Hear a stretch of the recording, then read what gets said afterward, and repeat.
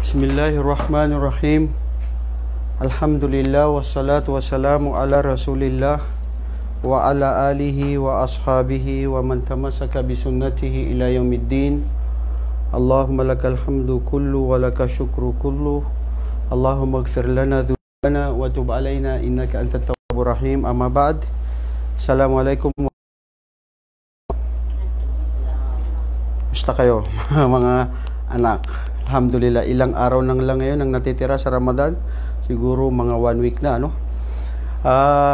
Our dear respected parents, brothers and sisters in Islam, I think oras na po ngayon na itutuloy natin ang usapin patungkol sa sira ng talambuhay ng mahal nating Propeta Muhammad alayhi salatu wasalam.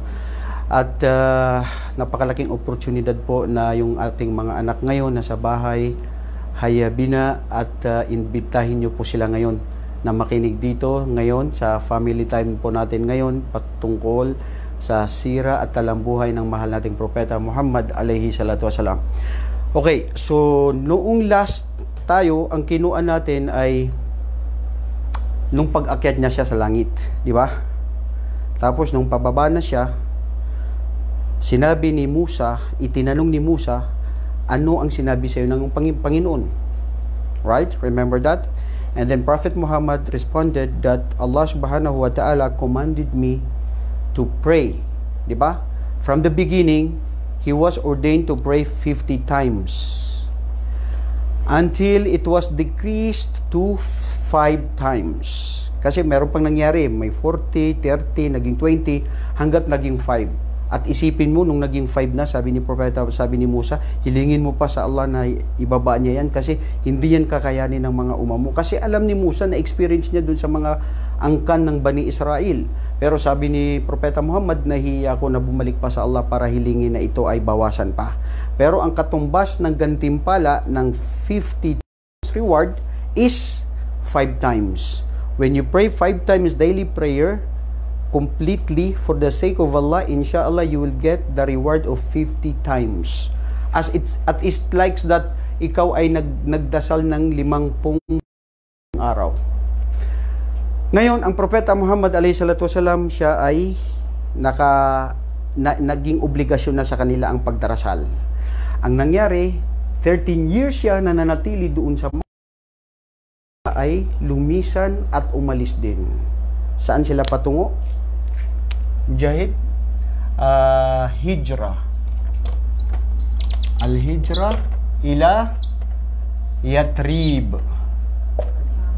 Yatrib. Ang Yatrib, this is the old name of Medina. Okay? Now,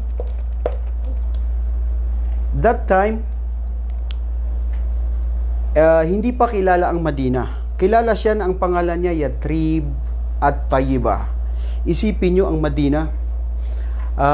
Nung una, hindi pa dumating ang Propeta sallallahu alaihi wasallam, lugar ito na kung saan maraming sakit na nagaganap dito. Pati yung weather hindi rin maganda sa Medina. At maraming pag nandoon ay dinadapuan ng sakit ang tao. According to the historians of the history of the Prophet Muhammad sallallahu alaihi wasallam. Pero nung dumating si Propeta Muhammad sa Medina, siya na mismo ang nagpangalan ng Medina. Madinatul Rasul. Bimana, naging city na ang Medina. Kumbaga, dati siya ay probinsya, hindi maraming gustong pumunta, pero nung dumating si Prophet Muhammad sallallahu alaihi wasallam, naging Medina siya. Okay? So, nung dumating si Propeta Muhammad sallallahu alaihi wasallam, bago sila dumating ng Medina, siyempre, ang ginawa nila, naglakbay, nagprepared sila. Mula Makkah, papunta ng Medina, nanatili muna sila ng 3 days sa cave. Ghar Athur. Ghar Athur. Ghar Athur is the name of the cave somewhere outskirts in Medina ng Makkah. Di kalayuan sa siyudad ng Makkah, pero doon sila nanatili ng 3 araw. Sino kasama niya?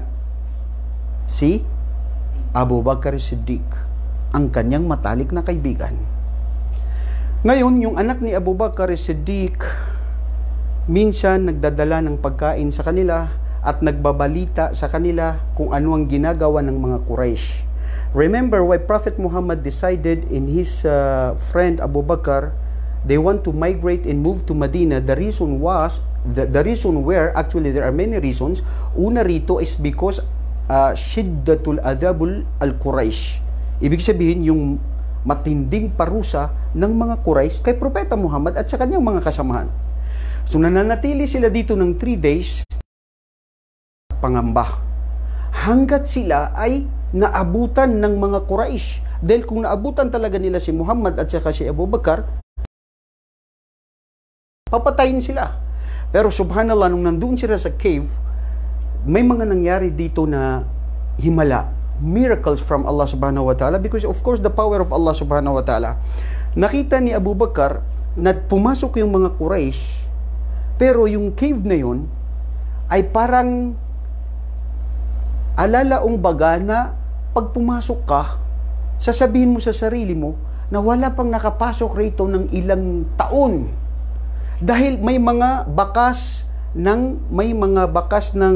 wave ng ng spider wave. Okay? So kung makikita 'yun, sabi nila, hindi dito, walang pumunta rito. Pero si Abu Bakar, nakita niya at nakikita niya yung mga tao na pumasok doon na gustong paslangin silang dalawa.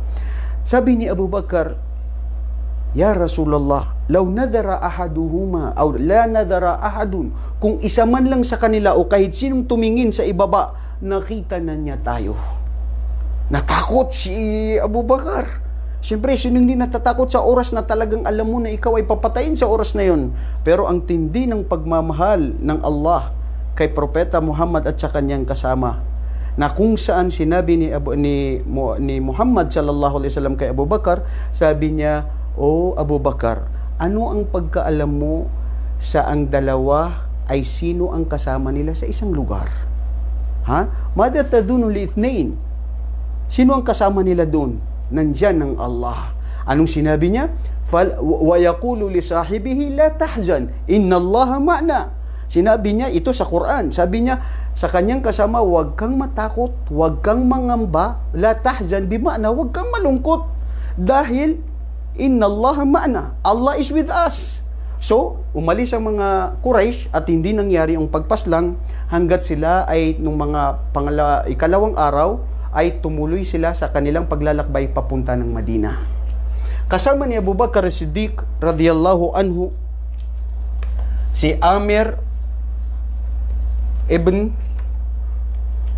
Hurayf, si Amir, at saka si Abdullah.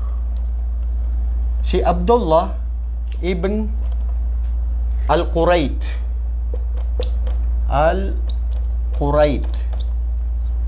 Si Abdullah ibn Al-Qurayt, siya yung maalam sa lugar. Kasi dumadaan sila sa disyerto eh. So nung sila ay dumaan papunta ng disyerto, umalis sila daw sa araw ng sa isang book doon sa isang libro ng history ng Propeta Muhammad sallallahu alaihi wasallam. Umalis sila ng 27 ng Safar, month of Safar. Okay? Dumating daw sila sa Madina ng mga 12 of Rabiul Awwal. Ibig sabihin, 12 days plus 3 days, ilan yun? 15 days from Makkah to Madina. The other narration, which is I think most of the scholars, dito sila agree, umalis sila ng Monday sa Makkah, papunta ng Madina, sa buwan ng Rabiul Awwal. Rabiul Awwal. Nung umalis sila sa Rabiul Awwal, dumating sila doon mismo sa Madina only 7 days. Kasi dumating daw sila ng Monday, umalis sila ng Monday, dumating sila ng Madina Monday uli. So almost, more or less, mga 7 days. Okay? Mga 7 days sila umalis. Ngayon, kasi si Abdullah ibn Al-Qurayt, siya yung maalam sa lugar. According to interpretations of the scholars, sabi nila, binayaran pa ito para siya ang maglakbay sa kanila. Dumaan sila sa lugar na kung saan ito hindi to makalimutan sa history ng propeta, si Ummu Ma'bad. Ummu Ma'bad. Si Ummu Ma'bad, isang babae na very hospitable. Hospitable. Kasi, ang ginawa niya is, nung dumaan si Propeta Muhammad sallallahu alaihi wasallam, si Abu Bakar, kasama nila si Amir at saka si Abdullah at mga pa nilang kasamaan, pero nandito sa history sila lang, si Ummu Ma'bad, ang kagawian niya, sa sino mang naglalakbay, pinapainom niya ng tubig at pinapakain. Sa oras na yun, wala siyang pagkain. Dahil mahirap din si Ma'bad. Ngayon, si Propeta Muhammad, sila ay nagpahinga sa lugar ni Ma'bad. Nagtanong si Propeta, mayroon ba kayong pwedeng maibahagi sa amin ng pagkain? Hindi kasi alam ni Ma'bad na yun ay si Propeta Muhammad. Sabi niya Ma'bad, ay wallahi wala kaming pagkain. Maliban na lamang sa nakikita mong isang tupa na baka malapit na yan mamatay dahil sakitin yan at antay na lang kumbaga mamatay na yan dahil makikita mo hindi malusog. Sabi ni Propeta sallallahu alaihi wasallam, this is one of the miracles of the Prophet sallallahu alaihi wasallam. Will you permit me then para ito ay kumuha ako ng gatas sa tupang yan? Sabi niya Ma'bad, nagtaka siya. Paano yun? Sige, kung kaya mo. So si Propeta sallallahu alaihi wasallam, hinawakan niya ang didi ng tupang ito, lumabas na may gatas. Uminom si Propeta Muhammad, si Abu Bakar, si Amir, si Abdullah, nagtaka si Ma'bad. At pagkatapos noon ay nainom nila lahat at kumuha pa uli si Propeta Muhammad, nag-igib siya ng gatas, naging malusog ang tupang ito. Si Ma'bad, siya ang nakapag-explain kung sino yung outlook ni Propeta Muhammad sallallahu alaihi wasallam. Yung nakita niya dun kung gaano siya kagandang lalaki. Bilog na bilog yung mata niya, tapos na maitim yung mata niya, makapal ang kulay, mahaba ang buhok, tapos macho ng konti at hindi matangkad masyado na lalaki at hindi rin siya pandak. At pag nakita mo, ikaw ay malulugod sa Propeta Muhammad alayhi salatu wasalam. Sino ba naman ang hindi malulugod na kung saan mismo ang Allah subhanahu wa ta'ala ang pumili dito? So, dito natin makikita sa history ng Islam, si Propeta Muhammad, ang nagkwento patungkol sa outlook ni Propeta Muhammad ay si Ummu Ma'bad. Nung dumating ang kanyang asawa, sabi niya, paano ka nagkaroon ng gatas? Paano nagkaroon ng gatas yung tupa natin? Sabi niya, may dumating dito na isang lalaki na kamangha-mangha na may mga kasama na kung saan biyaya mula sa Panginoon na kung nagkaroon ng gatas ito. Sabi ni asawa niya, si Abu Ma'bad, sabi niya, yan ang hinahanap ng mga Quraysh. Dahil isa yan ay dakila at hindi pangkaraniwan yan. Tumuloy si Propeta Muhammad alayhi salatu wasalam sa Makkah, sa Yathrib, sa Madina, dumating sila ng araw ng Monday. Nung dumating sila sa araw ng Monday, una silang dumating sa Quba. Prophet Muhammad didn't enter first to the city of Medina. And you remember, we experienced that from dito tayo, Riyadh, o di kaya Makkah. Unang pagpasok natin Medina, Quba ka makakarating, di ba? The Masjid al-Quba. Hindi ka diretso na makaparating muna sa Medina, dun sa Prophet's Mosque, di ba? So he stayed in Quba kay Abu Ayyub al-Ansari. Abu Ayyub al-Ansari, na siya ay nagstay doon ng 3 days. Monday, Tuesday, Wednesday. Noong Thursday ng morning, si Propeta Muhammad alayhi salatu wasalam ay pumunta siya sa Madina. Sabi ng mga kumukwento sa history ni Propeta Muhammad sallallahu alaihi wasallam, inaabangan ng mga taga Madina ang pagdating ni Propeta Muhammad. Alam na nila, naririnig nila na si Propeta Muhammad ay sugo mula sa Allah, pero subhanallah, ang mga taga Madina, and I have proven this to myself na ang mga taga Madina, very hospitable sila at mababait sila. Di ba? Na-experience niyan? Pagdating sa Madina, kay Falhal, yalla, yalla,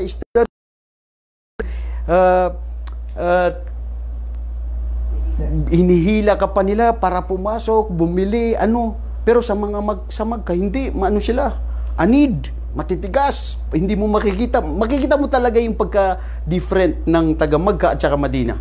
Ngayon, si Propeta Muhammad alayhi salatu wasalam, dumating siya sa Madina na kung saan very welcome ang mga tao bukas sa kanilang kalooban kung ano ang pananampalataya ni Muhammad.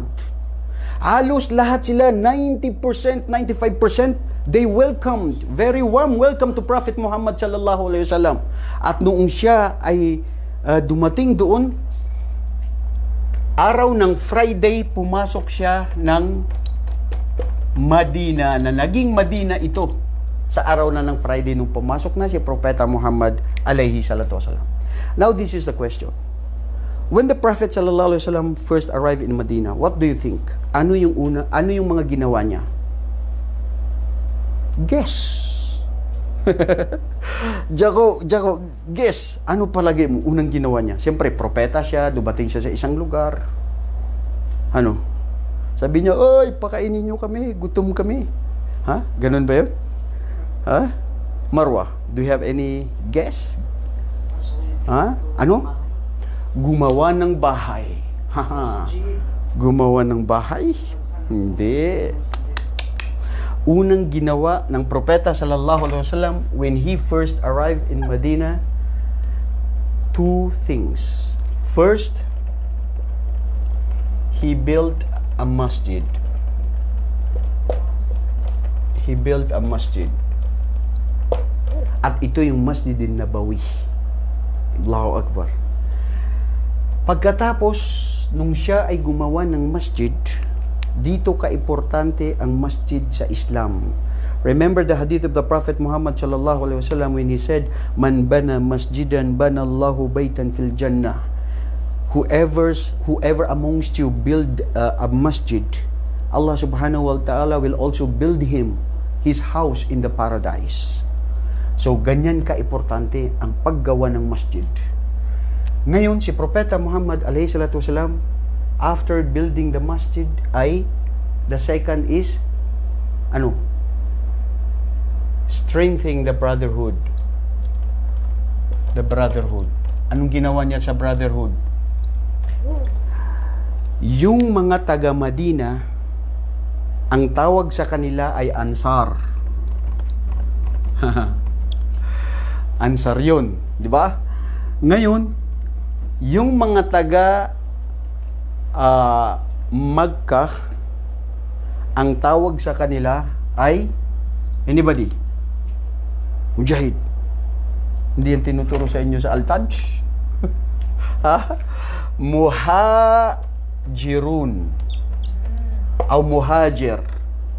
Did you hear the name Muhajir? Meron ba? Meron kayong narinig na Muhajir? Hajir? Okay. Ang Muhajir at saka Ansar. So what do you mean by Ansar? Simply as taga Madina, 'di ba? Ngayon, ano naman ang Muhajir? Sila yung mga manlalakbay. Sila yung mga strangers. Kasi originally, doon sila sa Makkah. At hindi sila taga Madina. 'Di ba? So ngayon, pag narinig nyo sa history ng Islam, when you hear the word Ansar, meaning the people in Medina, and they are hospitable. Si Ansar, si Bayaw, kaka-Ansar. Okay, ngayon, yung sabi ng Muhajir ay mula Makkah na tumungo sa Medina. Mga expat. Katulad natin, mga expat dito, mga strangers. At siyempre, tayo naman dito sa mundo, we are all strangers, right? Remember the hadith of the Prophet sallallahu alaihi wasallam, be on earth as you are a stranger or you are a anong traveler? Okay, very good. You are a traveler, di ba? Manlalakbay tayo. Bumisita lang tayo rito, hindi tayo rito titira, di ba? Maski gaano kaganda dito sa Saudi Arabia, mahal pa rin natin kung saan tayo galing. Maski ano ang mangyari sa Marawi, hindi natin yan isusurrender. Kung saan tayo isinilang. Ang inang bayan kung tawagin. Ha? Di ba, Mujahid? Wallahi, wherever you go, anong kasabihan nila, di ba? There is no place like home. Very good. Ngayon, dito sa mga nangyari dito, si Propeta Muhammad, ginawa niya, nag-assign siya na pinagkaibigan ang mga Muhajir at saka Ansar. Isang tao dito sa Ansar at saka isang tao din dito sa Muhajir. Pinagkakaibigan niya. Okay? So, nung pagkaibigan niya ang mga taga rito, so naging close sila. Kasi siyempre, hindi magkakaalam yan, di ba? Doon nadidevelop na ang pagmamahalan ng mga Muslim. Di ba? Kung tutunghayan natin, ayon sa pagpapaliwanag ng mga pantas, sa isang syudad, sa isang community, in any place in this world, kailangan na may sistema, kailangan na may lugar na kung saan mayroong pagpupulong-pulong at kailangan may leader. Kasi si Propeta Muhammad is a leader. And at the same time, he's also a prophet of Allah. And he's also the commander.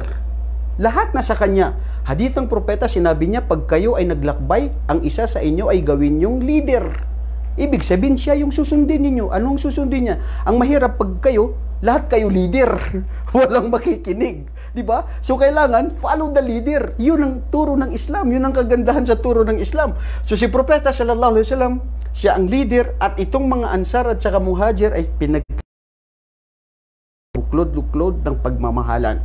Sa mga sahaba na kung saan ay naging matalik ang kaibigan niya, pagdating ng mga taga-Ansar,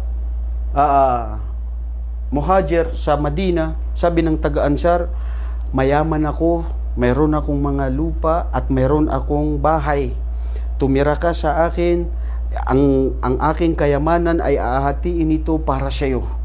Subhanallah, tignan niyo ang pagmamahal nun. Very hospitable talaga ang mga taga-Madina. Pinaramdam nila na ang tunay na pagkakapatiran sa Islam ay yung kung ano yung meron ka, kung anong mahal mo sa sarili mo, gayon din ang dapat sa iyong kapwa. Lalong-lalo na yung mga stranger, di ba? So, anong punto dyan? Be good to stranger.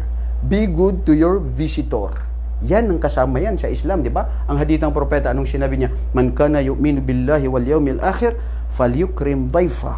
Ang sino mang naniniwala sa Allah at sa araw ng paghukom, pakitunguhan niya ng mabuti ang kanyang bisita. Dhaif. Okay? So, alhamdulillah, nangyari ang tunay na pagmamahalan at dito nagsimula, dito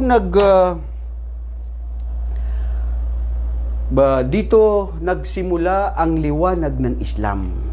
Kasi noong sa Makkah, wala pa. Hindi nila yung Islam di ba? Ngayon, dito sa Madina, ito yung sinasabi nila na the first Islamic state in Islam. Where you can find the first Islamic state in Islam? In Madina. Sa time ni Propeta Muhammad sallallahu alaihi wasallam, nagbago ang Madina. Maraming mga naging blessings sa Madina. Nawala yung sinabi ko kanina na yung mga sakit na kinatatakutan sa Madina. Nawala yung, basta naging, subhanallah, sino ba naman yung darating ang isang tao na kinalugdan ng Allah na hindi bibigyan ng lugar, ng barakah, hindi ba? Ngayon, si Propeta sallallahu alaihi wasallam, ayon kay Abdullah ibn Salam, one of the Sahaba, one of the companions of the Prophet Muhammad sallallahu alaihi wasallam, a hadith of the Prophet sallallahu alaihi wasallam. After when the Prophet sallallahu alaihi wasallam arrived in Medina, and he made he built a mosque and also the brotherhood, okay, he mentioned a hadith, and this hadith of the Prophet was known also as Hadithus Salam. Hadith as-Salam. Remember, What do you mean by hadithus salam? Mujahid, any kuro-kuro? Ganito sana kasi Mujahid, katulad yung estudyante ko si Faisal, pag nagtuturo ako, lagi ko tinatawag, Brother Faisal! Oh, Brother Faisal, mashallah, jazakallahu khairan, kumusta na kayo dyan sa kumpanya ninyo? Ito si Mujahid. Kasi, sinong tatawagin ko? Sige, ano yung tanong ko kanina? Ha? Haka? Hadithu Islam. Yes. Hadithu Salam. I'm sorry. Ano ang ibig sabihin ng Hadithu Salam? When you heard the word hadith, Mujahid. Pag narinig mo ang hadith, what do you mean by hadith? Give an idea. Yalla. Very good, Marjana. Ha? Salita ng good. Tama. Alam mo, ang technique sa pag-aaral, maski nahihiya ka o mali ka, sumagot ka lang. Importante, nag-try ka. Yun ang mas maganda kaysa you keep na paranoid, ayaw mo, nahihiya ka. No. Kasi ba't ka ba nag-aaral? Hindi ba gusto mo mag-aaral? Para malaman yun. Kaya very good. Ang sabi mo ay sayings of the Prophet Muhammad sallallahu alaihi wasallam. Isa yun ay salam. And you know the word salam, Mujahid. What is salam?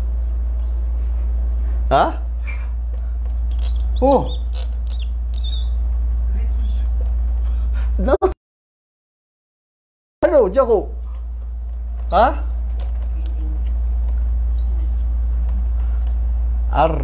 Sallu ar-riham. Ito and sallu bil-layl. Apat ito na gusto ko kayo ibulsan nyo, gawing adimat sa buhay ninyo.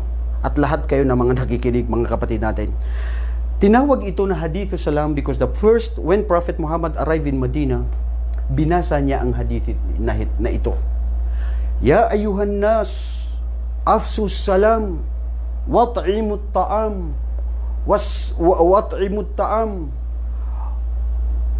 wasilul arham, wa sallu billayl wan nasu niyam tadkhulul jannata bisalam. Ma ajmala hadal hadithu nabiyina Muhammad sallallahu alaihi wasallam. You see, the first thing na sinabi ni Prophet Muhammad sallallahu alaihi wasallam, oh people of Medina. Of course, the Prophet was a stranger, di ba? But all the people in Medina, they welcomed Prophet Muhammad sallallahu alaihi wasallam. And the first thing that he told them, he taught these people, convey the message. Share the message. What is the message? Greetings of salam. And you know the salam? The word salam is one of the names and attributes of our Creator, Allah subhanahu wa ta'ala. Lianna Allah huwa salam. Sabi ng propeta sallallahu alaihi wasallam ay magbatian kayo ng salam. Alam mo, ang pagbabatian ng salam, Mujahid, hindi yung katulad na hello, kumusta? Naunsa imong mga kinabuhi di amo karon? Tiliman na. Hindi yung something words na greetings lang. Kasi pag ikaw ay nagsabi ng assalamu alaikum, meaning you are praying to Allah, you are asking Allah subhanahu wa ta'ala, you are wishing to your Creator that may the peace and blessings be upon your brother. Hindi lang yung sinabi mong salam, it's a greetings, it's a form of greetings. No. It means dua. It means you are asking Allah subhanahu wa ta'ala that, oh Allah, give him the salam. Because salam is one of your names. Sana nandyan sa iyo ang kapinatagan, ang katahimikan at kabutihan at kapanatagan ng buhay. Subhanallah, sa Quran din nabanggit na kung saan pag kayo ay nagsalam, magsalam kayo ng kalugod-lugod. Yung talagang napakagandang salam. Hindi yung parang napipilitan ka lang. At huwag kayong maging kuripot sa pagsalam. Ang pagsalam, hukom nito ay dalawa. Sabi, pag may nagsalam sa'yo, assalamu alaikum, wajib ito na sagutin mo. How do you respond? Assalamu alaikum. Wa alaikum salam. Okay. Meaning, sa'yo din yung salam. Okay? Ngayon, Pag hindi mo ako sinagot, mudya ko, pagbabayaran mo yan sa araw ng paghukom. Pero, yung ako ay hindi magsasalam sa inyo, dumaan lang ako or whatever, ito ay soon na lang.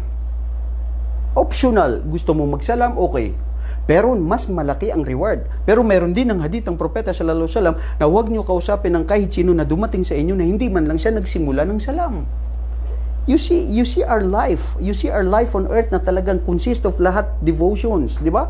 Para sa Allah subhanahu wa ta'ala. Para laging may reward habang may buhay tayo dito sa mundo. Every single deed, every single minute, kailangan para sa Allah subhanahu wa ta'ala.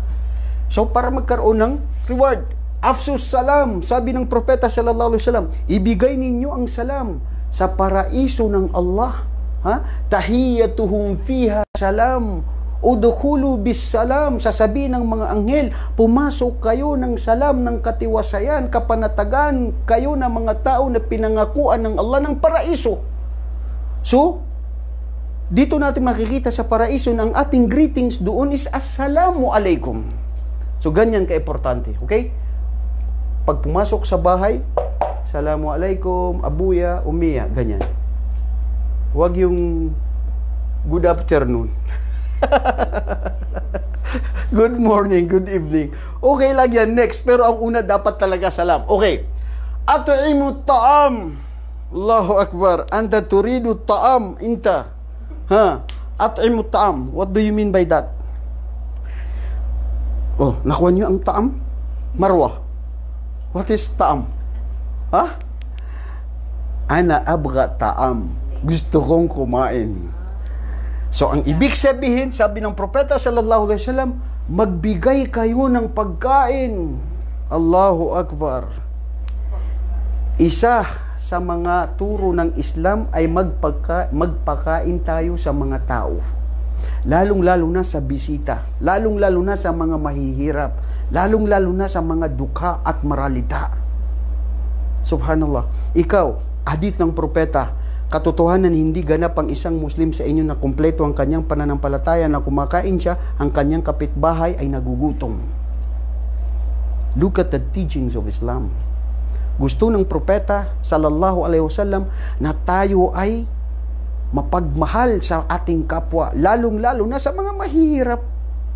So, kailangan ikaw ay magbigay ng pagkain at wag na wag maging maramot. Pag nandyan ang pagkain, maraming pagkain. Wag yung sasabihin mo, bakit siya marami? Sa akin, hindi. Hindi yun. That's bad. Pag nandyan pagkain yan mula sa Allah subhanahu wa ta'ala, share. Tingnan mo, ang mata natin matakaw. Di ba? Bakit hindi matakaw? Gutom-gutom na tayo kanina. Gusto mo lahat ng niluto dyan, umiyan nyo, kainin nyo. Pero, kunting kain nyo lang, busog na ako. Tapos marami pang nandyan. You see? So, kailangan mag-adjust. Kailangan yung kunti lang. At ang maganda, yung middle. Huwag yung sobra. Di ba? Ang propeta, anong turo niya sa pagkain? Pag kumakain ng propeta, kailangan may tatlo na bagay na pagkakalagyan ng iyong pagkain. Una, yung solid na pagkain. Pangalawa ay may liquid, yung water. Kailangan mo yun. Pangatlo, yung paghinga mo. Minsan, pag kumakain ka, sabi ko, Jahe, duminga ka kay. Siya kaya, inwari siya kaya din na. Huwag mabilis. Every time pwede kang kumain, Alhamdulillah, Bismillah. When you eat, you first say, Bismillah. Allahumma barik lana, fima razaqtana wa qina adhaban nar. Oh Allah, bless us. Give us blessings for the food that you have given to us. Ya Rabb, you're praising Allah subhanahu wa ta'ala. So, ganyan ka-importante ang pagkain. May tanong ako. Sa paraiso, kakain tayo. Remember. Ito, ngayon lang ito pumasok sa isip ko. Sa paraiso, kakain tayo. Ang tanong, sa paraiso daw, pag napunta tayo sa paraiso, insyaAllah, amin ya Rabb. Pag napunta daw ang tao sa paraiso, hindi ka magdudumi. Hindi ka ihihi. No urination. At hindi ka rin magdudumi. So ngayon, kain tayo ng kain. Pwede naman siguro na sabihin ng Allah na busog na kayo, hindi kayo makakaramdam ng gutom. Katulad ng Ma'ul Al-Kawthar.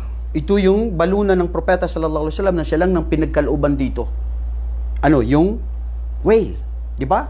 Ngayon, pag nakainom ka doon sa Kawthar na yun, ng propeta sallallahu alaihi wasallam na ang makakainom lang ay ang kanyang mga umma na sumunod sa kanya, kailanman ay hindi kayo makakaramdam ng uhaw. So bakit sa paraiso? Pwede rin naman tayo na hindi na tayo kumain. Pero subhanallah, I was amazed, because the scholars, they said, all kinds of food and fruits, vegetables, anything you wish, nandyan. Bakit kaya? Ha? Do you have any idea? Ha? Kasi, mga anak at ating mga tagapakinig, sinusubukan tayo ng Allah sa ating mga kinakain. Dito sa mundo, pinigilan tayo, pinagbabawalan tayo na huwag kumain ng baboy. Right? Huwag uminom ng alak. Right? Huwag mag-drugs. Huwag kumain ng mga bagay na ito ay hindi nasabi ang bismillah. Hindi siya nakatay na may nasabi na bismillah. Pero very long explanation ito, mga kapatid, dahil siyempre sa Quran makikita din natin yan na kung ito ay ahlul kitab, mga Kristiyano at mga Diyos na sila ay nag-slaughter dito, pwede daw yun. So anyway, babalik tayo rito sa pagkain. Ang punto doon is, bakit tayo dun kakain? Kasi ang pagsubok ng Allah is, alam niya na gusto-gusto natin kumain. Kaya ibibigay niya sa iyo yung na-reward. Di ba? May mga tao, pag tinanong mo, what is your hobby? Isusulat niya, eating. Isyada. Sa dami ng pwede mong gagawin, eating ang kanyang, yung hobby niya, while nanunood, whatever ginagawa niya, gusto niya kumain. So dahil alam ng Allah na gusto natin ng pagkain, mahal na mahal natin ng pagkain, pinigilan natin ang sarili natin dito sa mundo sa mga bagay na pinagbawalan tayo kumain, doon sa araw ng paghukom, He will give you a reward para ikaw ay kumain. Napakabilis ng oras natin. Salu, salu birriham. Ibig sabihin ay, pakitunguhan na maging bigkis ang inyong pagkakamag-anak. Kailangan ang kamag-anak mo ay matibay ang yun relasyon sa kanya. Yung mga pinsan ninyo, yung mga pinsan ninyo, dapat very close kayo sa kanila. Tito at tita, yan ang gusto ng Allah. Ang sabi ng propeta sallallahu alaihi wasallam, ang sinong mabuti ang kanyang pakikitungo sa kanyang kamag-anak ay pahahabay ng Allah ang buhay niya at maraming mga risk na biyaya na darating sa kanya. Sinabi rin ng propeta sallallahu alaihi wasallam, qati'ur rahim la yadkhulul jannah. Ang sino mang pinutol niya ang ugnayan niya sa kanyang kamag-anak, hindi siya tatanggapin sa paraiso. Wallahi, that is how very important na tayo ngayon po ay sa panahon ng Ramadan, dapat magpatawad po sa mga tao, lalo na sa ating mga kamag-anak na nagkaroon tayo ng mga sama ng loob. Okay? So anong punto ko? Hindi lang yung kayo na magkapatid. Kamag-anak. I am talking here relatives. Kailangan maganda ang pakikipag-ugnayan mo sa kanya. Very close ka sa kanila. Kaya ka-miss na si Sengad. Wallahi, nakakamiss doon sa Marawi, di ba? Lagi ka pumupunta sa mga bisita, sa mga ay, kumusta kayo dyan? Pasok! Soldi ka no, matanga di ka nurud makasungod di ka no, din makainom sa kape. Ay, paya din na sa dami. Allahu Akbar. Maski wala daw pagkain, basta lang pumunta ka lang sa kanila. Paano yung nararamdaman mo, di ba? Ang sarap sa mga kamag-anak. Kaya, yan ay pag-uutos ng Islam. Pang-apat, ito ang importante ngayon sa pandemic na ito. May kaugnayan. Ang sabi ng propeta sallallahu alaihi wasallam ay, makitungo kayo, wasallu bil-lail wan nasu niyam, and pray at the night, yung mga tahajjud, na ang mga tao karamihan sa kanila ay tulog, at ikaw ay tatanggapin ng Allah, papapasok ka sa paraiso, sa kahit saan mang paraiso. Udkhulu bis salam, papasok ka sa paraiso na may katiwasayan, kapanatagan, at biyaya mula sa Allah subhanahu wa ta'ala. So, anong aral dito ngayon, Mujahid? Greetings ng salam. Pangalawa ay magpakain, huwag madamot sa pagkain. Wallahi, hindi maganda ang taong madamot. Pangatlo ay relatives, pakitunguan. Pang-apat ay magdasal ng gabi, tahajud, katulad ng ating pagtatahajud ngayon, mashallah. Pag ang tatahajud natin, ang Allah subhanahu wa ta'ala, nabanggit sa hadith ng Propeta sallallahu alaihi wasallam, ay yanzilu ila sama'id dunya, bumababa siya dito sa kalangitan, dito sa mundo. Allahu alam kung paano siya bumaba, hindi na natin yung tinatanong. Importante na sabi ng propeta na ganun, at sinasabi ng propeta sallallahu alaihi wasallam, sino ang hihiling sa akin, may yastahdini fahdiya, sino ang hihiling sa akin ng patnubay, sino ang hihiling sa akin ng kapatawaran, may yastaghfiruni, at siya ay patatawarin ko. Sino ang hihiling sa akin ng kanuman hilingin niya ay ibibigay ko. Kaya lagi magdua. Jako, pray, ya Allah, sana mawala na itong COVID. Sa dami ng hilingin natin, wallahi hindi lang yan. Minsan hilingin natin, ya Allah, alam nyo na ako ay bad, sana hindi na ako maging bad. Sana mawala sa akin yung pagiging bad ko. Wallahi, totoo yan. Wallahi, totoo yan. This is true. Our dear respected viewers, di ba? Kung hiling tayo sa Allah ng mga kamunduang bagay, dapat natin hilingin sa Allah subhanahu wa ta'ala, ya Allah, gawin ako mabuti, masunurin sa'yo. Lagi ang dila ko ay pumupuri sa'yo. Hanggat ako ay mamatay na masabi ko ang la ilaha illallah, hilingin natin yung kabutihan natin dito sa mundo at lalo na sa araw ng paghukom. You see the balance of Islam, di ba? How Islam is really balanced in our life. Rabbana atina fid dunya hasana wa fil akhirati hasanata wa qina. Oh Allah, I ask you to give me what is good in this world and also the good in the day hereafter. Both. Hindi pwede magkaano lang. Kaya kailangan tayo ay balance patungkol sa buhay natin dito sa mundo. Ngayon, yan ang turo ni Propeta Muhammad nung dumating siya sa Madina.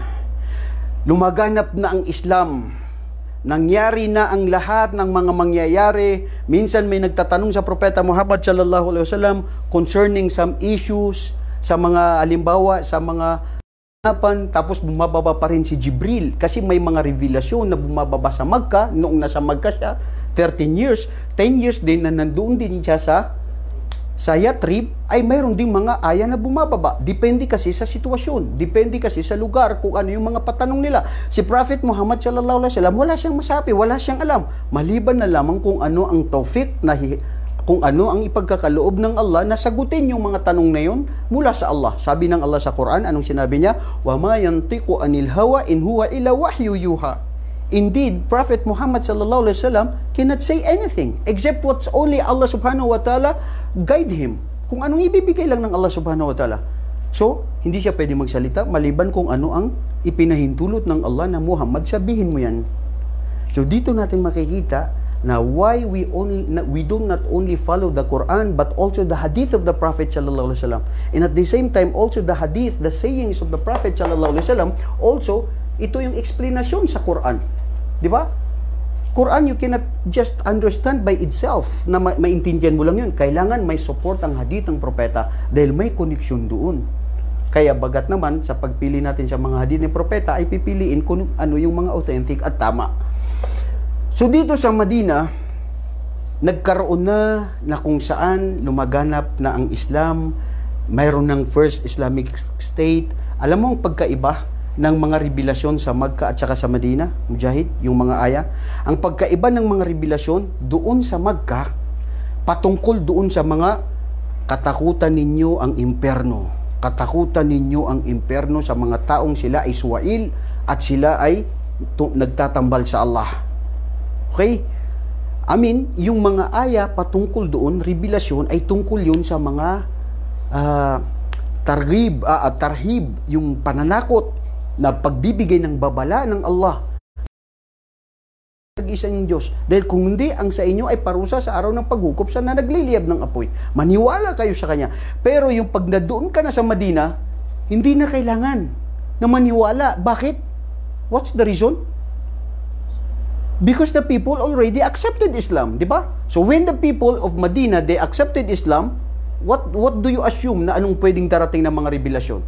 Same thing with the revelation from Makkah? No. Ang darating doon ngayon ay yung mga hukom ng Allah, yung mga batas ng Allah. Kung sino ang magnakaw sa inyo, putulan siya ng kamay. Kung sino yung nakiapid sa inyo, pwede siyang patayin. Kung sino yung pumatay, pwede siyang paslangin. Basta makita lang kung ano yung batas ng Islam na may kondisyon at may surut.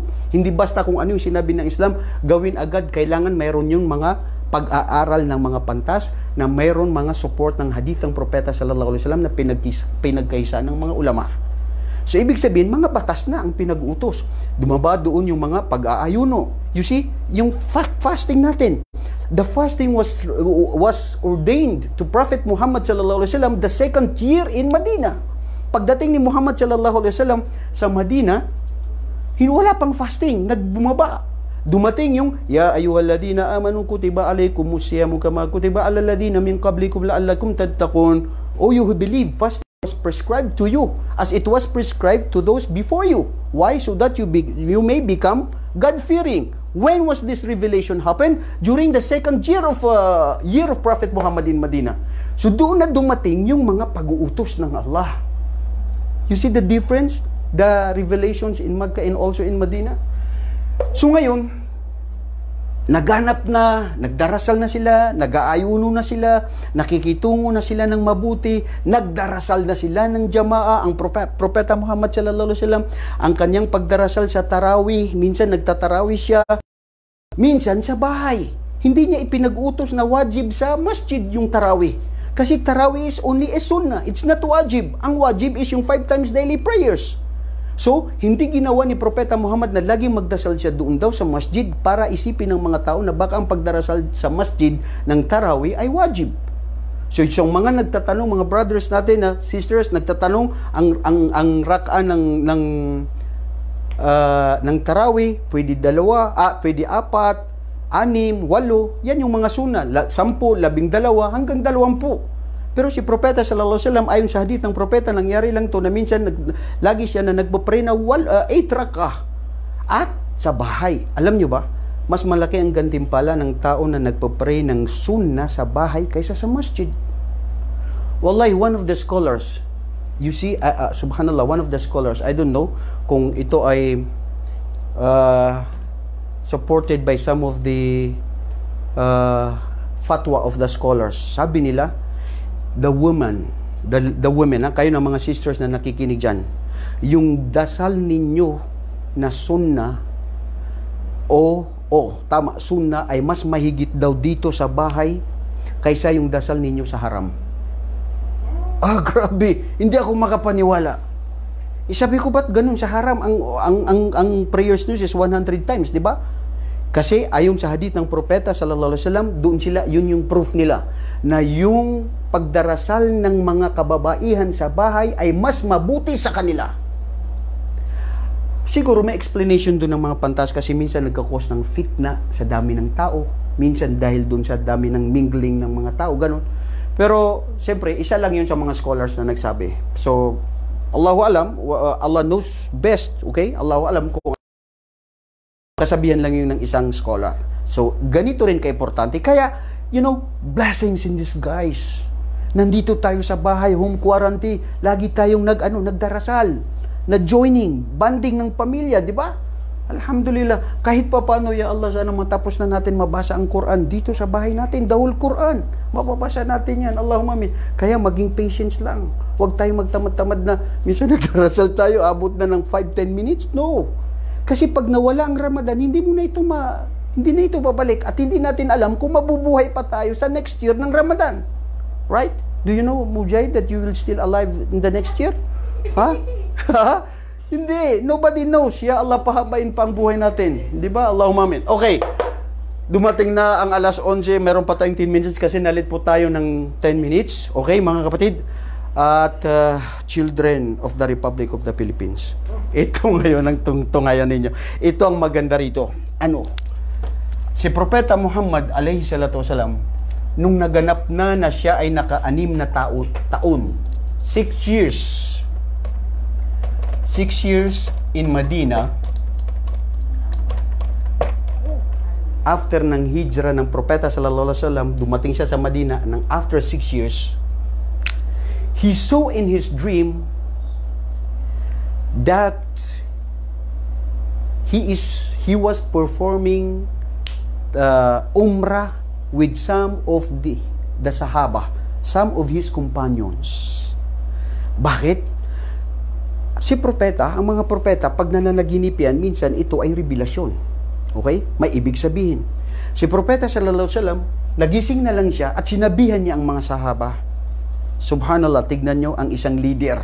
At ito ang dapat sa leader. Mag-consult ka ng opinion ng iba. Humiling ka at makinig ka sa opinion ng iba. Hindi yung sa'yo lang. Look at the Prophet Muhammad sallallahu alaihi wasallam. Sabi niya, ano ang palagay nyo, o aking mga mahal na kasamahan? I have seen in my dream last night na tayo ay nag-uumrah. Allahu Akbar! Sabi ng mga tao, kumbaga sambranaw na, sanariyamate. Allahu Akbar! Oh Muhammad, sugo ng Allah! Really? Nakita mo yan sa panaginip mo? Sige, prepared kami, mag-umrah tayo. Bakit? Kasi 6 na taon na-miss nila ang Makkah. And most of these people na mga Ansar, tama, Ansar? Galing sa I'm sorry, Muhajirun? Huwag mo kalimutan, no? Muhajir, okay? Ibig sabihin, ay 6 years, nami-miss nila ang lugar nila. Katulad nyo, miss na miss ninyo ang umuwi sa Pilipinas. Di ba? So, lahat tayo nagmamahal ng kung saan nanggagaling. So, sabi nila, oh Prophet of Allah, okay, we are ready. We want to join you to Umrah. Sabi ng Propeta sallallahu alaihi wasallam, inshallah mag-umrah tayo. Nag-umrah ang Propeta sallallahu alaihi wasallam after 6 years nung nandoon sila sa Madina. Noong taon ng ika-6 ng prophethood at sa buwan ng Dhul Qa'dah. Anong Dhul Qa'dah? 11th months na darating yung Hajj. Right? Sa Dhul Qa'dah, the month of Dhul Qa'dah, the 11 months in the Hijri, Prophet sallallahu alaihi wasallam, including his companions, they were 1,400. Some other narration, 1,500. Alf wa arba'umi'a aw alf wa khamsumi'a. Bainahuma, between these numbers, including old men and women, young men and young women, children, Allahu alam. Ngayon, pumunta sila para sila ay mag-umrah sa Makkah. Miss na miss nila ang Makkah. Alam niyo kung bakit? Di ba pinagtabuyan sila? Di ba? Bakit sila umalis sa Makkah? Dahil natakot sila, dahil papaslangin sila, papatayin yung mga Muslim doon. Di ba? Ngayon, nakita ni Muhammad sa bigla sa kanyang dream na pupunta tayo sa Makkah, sa Blackstone. Sabi nila, sige, punta tayo Muhammad. Revelation yan, maybe from your Lord. So ngayon, si Propeta Muhammad, pumunta sila sa Makkah para mag-umrah. Lahat sila ay nakasuot ng ihram. Puti. Ha? Yung pag-ihram mo, Mujahid. Dumating sila sa lugar na Hudaybiyah. Hudaybiyah. Ano yung lugar na Hudaybiyah? More or less 100 kilometers nearby Makkah. Okay? Dumating sila doon, naka-umrah sila na naka-ihram, sumakay sila ng mga kabayo at saka mga kamelyo, naglakad. Ilang araw bago ka dumating sa Makkah, it takes 1 week maybe. Ngayon, ang init-init pa ng araw sa oras na yun kasi Dhul Qa'dah eh. Alam natin pag Dhul Qa'dah, mainit yan. Before Hajj, di ba? Hindi katulad ngayon, nag-uumrah tayo, aircon, aeroplano, lahat. Pero subhanallah, look at the Prophet. Paano yung perseverance nila? Paano yung patience nila? Nung dumating sila doon sa Hudaybiyah, hinalangan sila. Inaransira ng mga taga-Makkah. Yun ang marano niya. Okay? Hindi sila patutuluyin ng mga taga-Makkah. Kumbaga sabi ng mga taga-Makkah, ha? Ito yung hinahanap-hanap natin na gusto nating patay ng mga taong ito. Ngayon pupunta sila dito. Baka ibarat sa marano na, ang gubatan taniranak eh. Pero no. The Prophet sallallahu alaihi wasallam, including his companions, wala silang dala na kahit anong armas para makipaglaban. Kasi gusto lang nilang mag-umrah. ang intention ng propeta, pag after the Umrah, babalik din sila sa Madina. Okay? Ngayon, Suhail ibn Amro. O si Suhail Amro. Pangalan ko Amro, yung iba si Suhail ibn Amir. Si Suhail ibn Amir, siya yung itinilaga ng mga Quraysh na bilang siya ay yung negotiator. Okay. Sabi nila kay Suhail, bilang leader din nila, Suhail, negotiator ka. Puntahan mo sa Hudaybiyah yang si Muhammad at lahat ng kanyang mga kasamaan, sabihin mo wag sila tumuloy. Dahil pag tumuloy sila, dadanak ang dugo dito sa Makkah, papaslangin natin sila lahat. Dumating si Suhail at sinabi kay Muhammad, O Muhammad, huwag kayong tumuloy. Ito ang order ng mga Quraysh sa Makkah. Mga kamag-anak mo, mga tao na kinatatakutan ninyo at kung bakit kayo natanggal doon ay dahil sa kanila. Sabi ni Propeta Muhammad sallallahu alaihi wasallam, gusto lang namin pumunta dyan para lang mag-umrah. Then after that, babalik kami agad. Sabi ni Suhail, hindi, ang order ay hindi kayo dapat pumunta at huwag kayo tumuloy. Sabi ng Propeta sallallahu alaihi wasallam, okay, makipag-negotiate na lang tayo. Bumalik si Suhail sa mga taga-Quraysh. Sabi niya, humiling si Muhammad na makipag-negosasyon daw. Ano ang mangyayari? Kaya tinawag ito na Sulhu al-Hudaybiyah. Ang ibig sabihin ng sulh is ano? Natatandaan nyo, nakuha niyo yung the Treaty of Paris? Ha? Sa history? Hindi nyo pa yung nakuha sa high school? Ha? Ikaw, Patma, you still remember the Treaty of ano? Ito yung treaty ng Hudaybiyah. Ibig sabihin ay kasunduan sa lugar ng Hudaybiyah. Katulad ng Tripoli Agreement. Oh, narinig niyo yung Tripoli Agreement? Ha? Around 1970s, 71, 72 yata, 74, nangyari yun. Yung bigyan ng mga Muslim ng karapatan sa Pilipinas, time yun ni Miswari, para makilala sila. So, kung ano yung mga gusto nila, batas nila, dahil sila ay hindi sila sumuko sa mga Espanyol, sa mga taong lumupig sa Pilipinas, dahil ang mga Muslim, original lang tao sa Pilipinas ay mga Muslim. Okay, di ba? So yun, nagmagitan dun ang Tripoli Agreement kasi doon nangyari yung agreement sa Tripoli, sa Libya. Ngayon, sa Treaty of Hudaybiyah, sinong pangalan nun? Mujaid? Suhail. Amir. Si Suhail bin Amir, sabi niya, okay, makipag-negotiate tayo, Muhammad. Sabi ni Muhammad, okay, negotiation natin between mga taga Quraysh at ang mga na taga Madina. Negosasyon. Una, siyempre anong isusulat sa Islam, di ba? Whatever you do, di ba? Para makuha natin yung reward at sunan ng Propeta sallallahu alaihi wasallam, isusulat mo ay Bismillahirrahmanirrahim. Di ba? Nung isusulat ang Bismillahirrahmanirrahim, sabi ni Suhail, oops, sandali.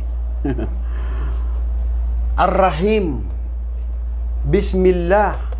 Tanggalin nyo yan ng pangalan ng Allah. Dahil hindi man kami naniniwala sa Allah. Tanggalin yan, Muhammad, kung gusto mo matuloy ang ating usapan. Alam mo kung sino ang tagasulat ni Muhammad? Sino yung sekretary niya? Remember? Siya si Ali bin Abi Talib. Pinsan niyang buo. Siya yung maalam at siya ang sekretary na right hand ni Muhammad. Nagsusulat. Bismillahirrahmanirrahim. Sabi ni Ali, sabi ni Umar ibn al-Khattab, matapang na taga Makkah galing doon, huwag yang tanggalin, pangalan niya ng Allah. Sabi ni Muhammad sallallahu alaihi wasallam, Umar, huwag ka na magsalita. Sige, tanggalin mo na yan, Ali. Very reluctant si Ali na ayaw tanggalin yun. Kasi bakit tatanggalin yun? Napakasimple naman yan, walang mangyayari. Okay, sabi niya, sige, tanggalin yan. Isulat mo na lang, al-ahdu bayna Muhammad Rasulullah at si Suhail bin Amir na taga Makkah na leader ng mga taga Quraysh na bilang representative. Sabi ni Suhail, sandali, anong sinusulat mo dyan? Oy, tanaobi, unsa imong gisulat diha? Nagsulat ka dyan na sa ngalan ni Muhammad na sugo ng Allah. Tanggalin niyang sugo na yan. Ya Allah. Tignan nyo ang maximum tolerance.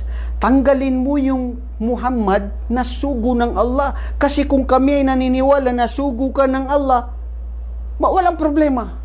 Tuloy kayo rito ngayon. Ano pang pinag-uusapan natin dito? Isulat mo, Muhammad na anak ni Abdullah.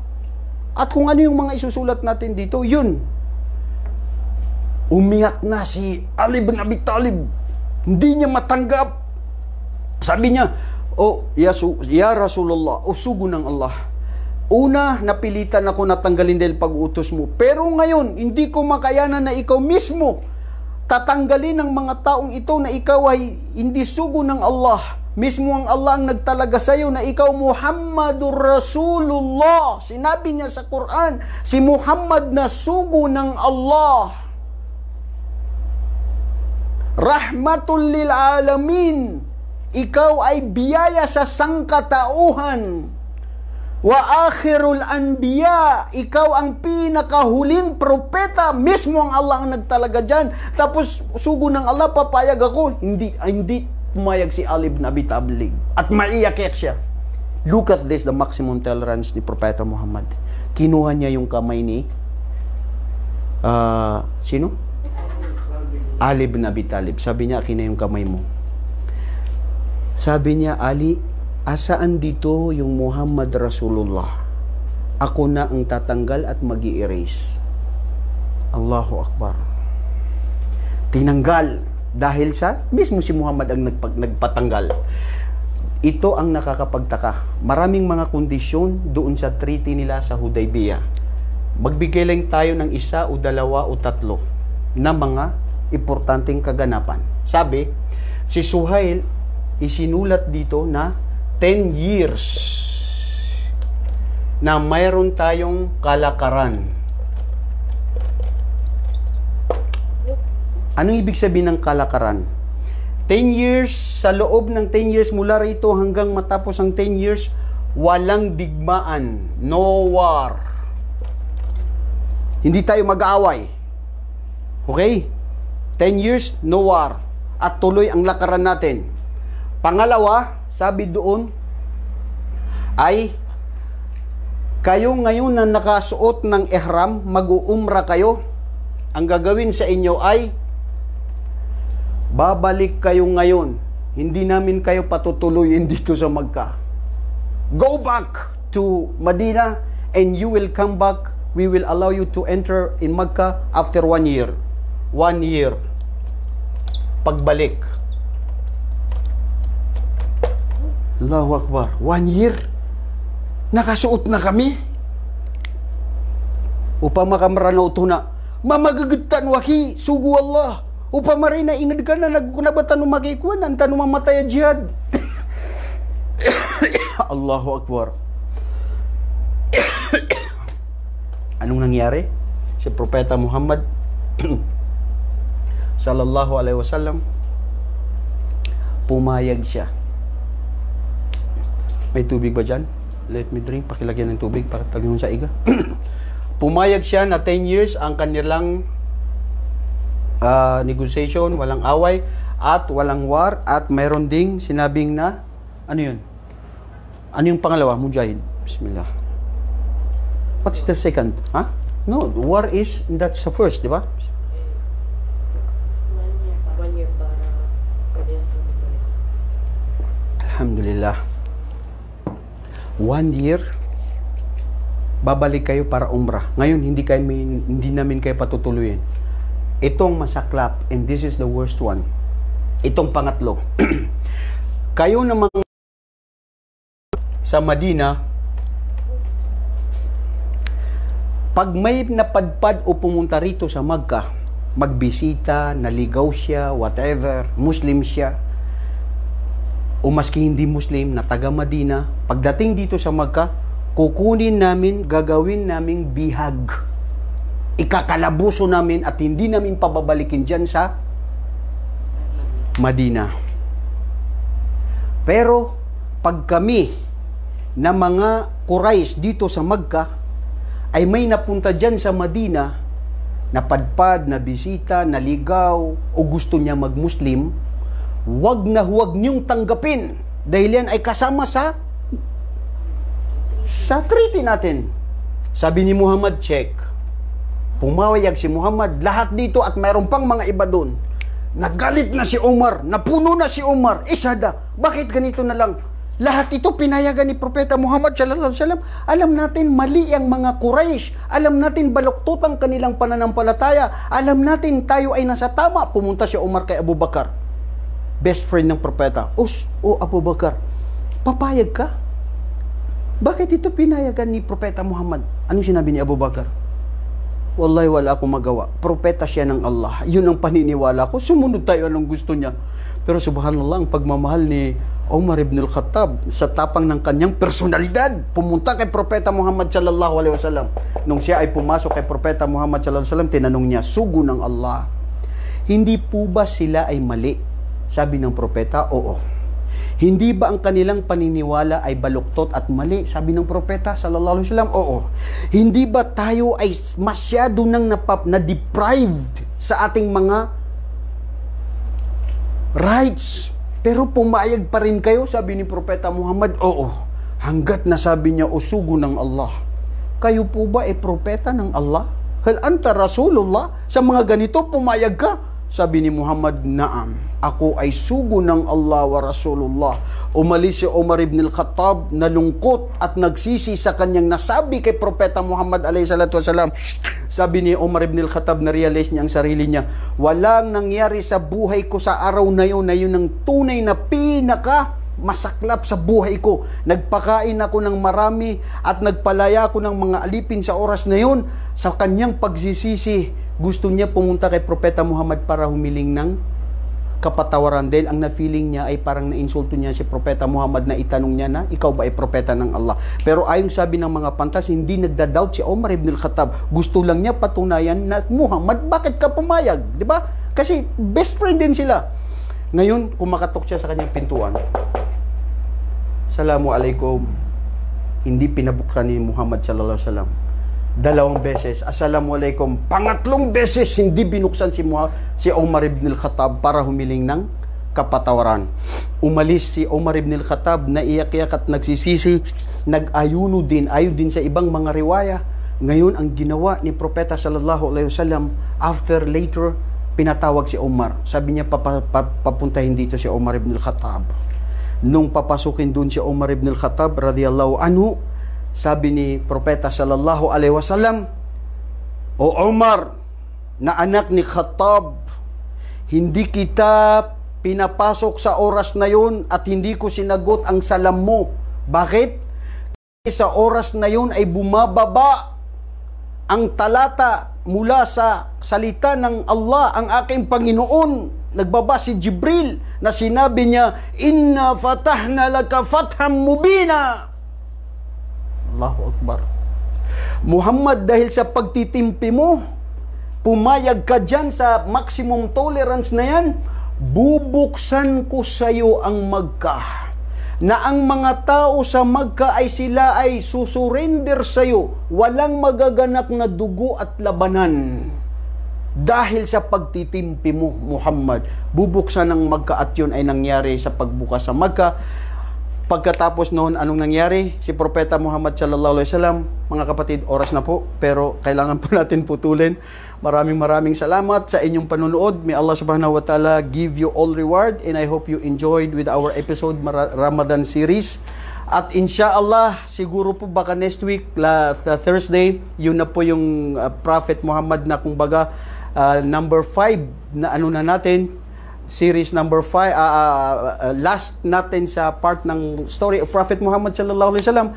Doon po natin kukunin kung sino yung mga asawa niya, kung sino, ano yung mga nangyari pa na kaganapan na importante sa Madina, anong nangyari dito pagpasok ni muli nila sa Makkah at nag-hajj nila, at yung pagkamatay ni Propeta Muhammad sallallahu alaihi wasallam.